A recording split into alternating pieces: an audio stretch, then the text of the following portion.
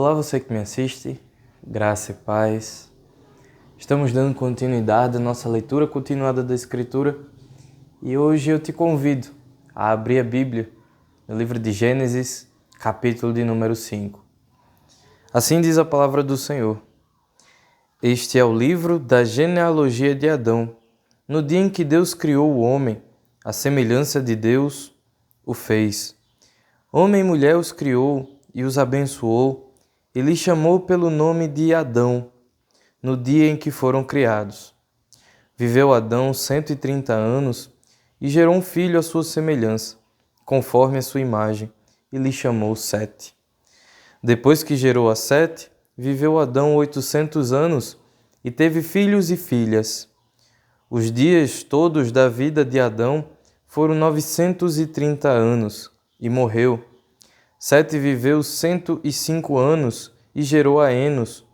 Depois que gerou a Enos, viveu Sete 807 anos e teve filhos e filhas. Todos os dias de Sete foram 912 anos e morreu. Enos viveu 90 anos e gerou a Cainã. Depois que gerou a Cainã, viveu Enos 815 anos e teve filhos e filhas. Todos os dias de Enos foram 905 anos e morreu. Cainã viveu 70 anos e gerou a Maalaleel. Depois que gerou a Maalaleel, viveu Cainã 840 anos e teve filhos e filhas. Todos os dias de Cainã foram 910 anos e morreu. Maalaleel viveu 65 anos e gerou a Jared. Depois que gerou a Jered, viveu Maalaleel 830 anos e teve filhos e filhas. Todos os dias de Maalaleel foram 895 anos e morreu. Jered viveu 162 anos e gerou a Enoque. Depois que gerou a Enoque, viveu Jered 800 anos, teve filhos e filhas. Todos os dias de Jered foram 962 anos e morreu. Enoque viveu 65 anos e gerou a Metusalém. Andou Enoque com Deus, e depois que gerou a Metusalém, viveu 300 anos e teve filhos e filhas. Todos os dias de Enoque foram 365 anos. Andou Enoque com Deus, e já não era, porque Deus o tomou para si. Metusalém viveu 187 anos e gerou a Lameque. Depois que gerou a Lameque, viveu Metusalém 782 anos e teve filhos e filhas. Todos os dias de Metusalém foram 969 anos e morreu. Lameque viveu 182 anos e gerou um filho. Pôs-lhe o nome de Noé, dizendo: Este nos consolará dos nossos trabalhos e das fadigas de nossas mãos, nesta terra que o Senhor amaldiçoou. Depois que gerou a Noé, viveu Lameque 595 anos e teve filhos e filhas. Todos os dias de Lameque foram 777 anos e morreu. Era Noé da idade de 500 anos e gerou a Sem, Cão e Jafé. Amém. Esses são os 32 versículos que compõem o capítulo 5 de Gênesis. E a gente está diante de uma genealogia, texto esse que muitas vezes é ignorado dentro do devocional cristão, dentro da vida de leitura do cristão, se ele assim a tem. Mas lembro de uma fala de um pastor que certa vez disse que as genealogias são a semente da esperança que a Bíblia registra. E é verdade. Além de ter o seu registro histórico, mostrar quem era descendente de quem, como todos temos um descendente comum em Adão e depois em Abraão, e assim também no futuro vai ser mostrado na genealogia do próprio Cristo, a sua ligação com Abraão, a sua ligação com Adão, né? Ainda assim, nós não vemos muito sentido na genealogia e acabamos ultrapassando, pulando no nosso momento de leitura. Mas como já dito, elas são as sementes da esperança registrada na própria Escritura. Nós vemos isso porque essa genealogia que é colocada aqui por Moisés, ela tem o intuito de fechar uma narrativa e abrir outra. A gente está fechando agora todo aquele cenário dos primeiros moradores da terra e a entrada do pecado no mundo e suas consequências, e estamos agora partindo para uma outra história. A história do julgamento divino e do refazer de uma nova terra após o dilúvio. E onde que nós vemos esperança dentro de uma genealogia onde a gente só encontra nomes complicados, anos que são até difíceis de um cristão pensar que alguém conseguiu viver 800 anos, 700 anos e por aí vai. Onde que nós podemos encontrar esperança em textos como esse? Nós vemos que no final nos é apresentado um outro personagem, Noé, que agora abre uma outra narrativa, né, e que nos mostrará também um outro pacto de Deus feito com a humanidade. Em Adão nós vemos o primeiro pacto, em Noé nós veremos outro pacto de Deus entre Deus e a humanidade.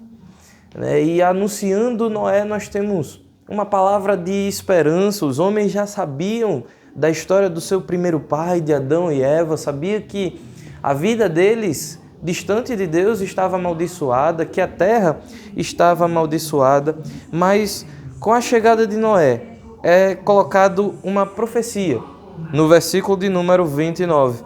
Este nos consolará dos nossos trabalhos e das fadigas de nossas mãos nesta terra que o Senhor amaldiçoou. Lembrando que Deus amaldiçoou como consequência do nosso próprio pecado. Mas Noé estava ali como um representante que livraria os homens daquela terra amaldiçoada. Obviamente, no futuro, nós vemos Deus instituindo um pacto com Noé, onde somente ele e sua família e os animais que ali Deus escolheu serão salvos através da arca que Deus pede que Noé a construa.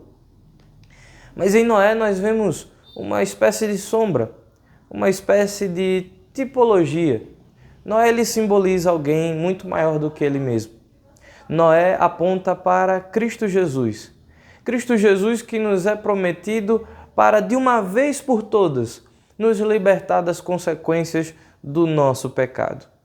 Cristo Jesus é aquele que realmente, de uma vez por todas, nos libertou da maldição que nós mesmos buscamos ao ir de encontro ao pacto de Deus, de pedir obediência para que assim tivéssemos comunhão eterna com o Senhor.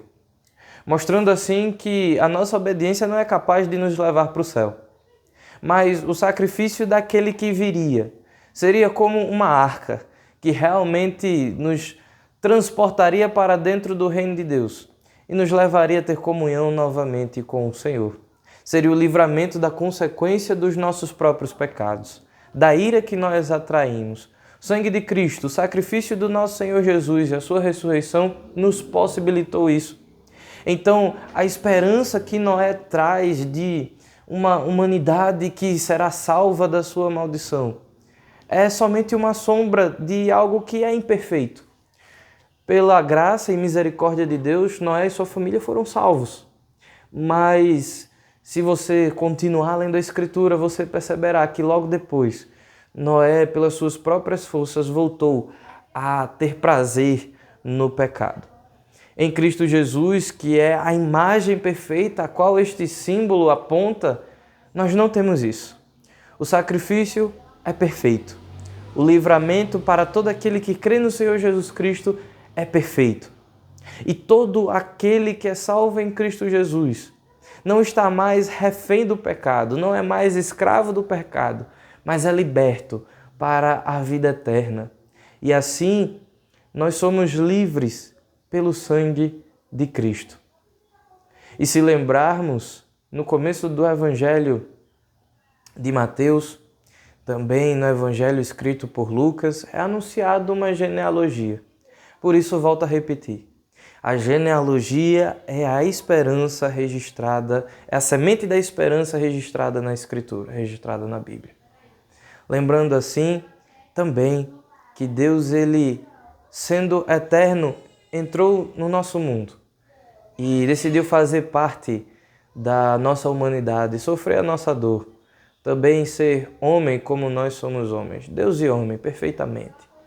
E assim, sentindo as nossas dores, carregou o nosso pecado sem cometer pecado algum e nos livrou da ira que está entesourada, né? Está aguardada para esse mundo que somente se revolta contra o Senhor ao se deleitar nos seus próprios pecados, ao se deleitar na sua própria miséria.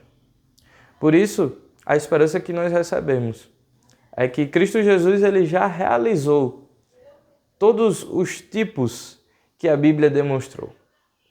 Agora nós não vivemos mais por sombras. O dia já raiou. Cristo Jesus já nos mostrou a luz da comunhão com Deus. E assim, na sua ressurreição, nos prometeu vida eterna e nos prometeu que veremos a glória do Senhor, que estaremos em comunhão com Ele para sempre. Considere essas palavras e lembre-se, toda vez que você for ler uma genealogia, elas também nos comunicam esperança. Não pule quando você for no seu devocional ter que ler um texto que inclui uma genealogia. Elas são a esperança de Deus para nós, assim como todo evangelho. Considere curtir esse vídeo, compartilhar e se inscrever no canal. Que Deus te abençoe.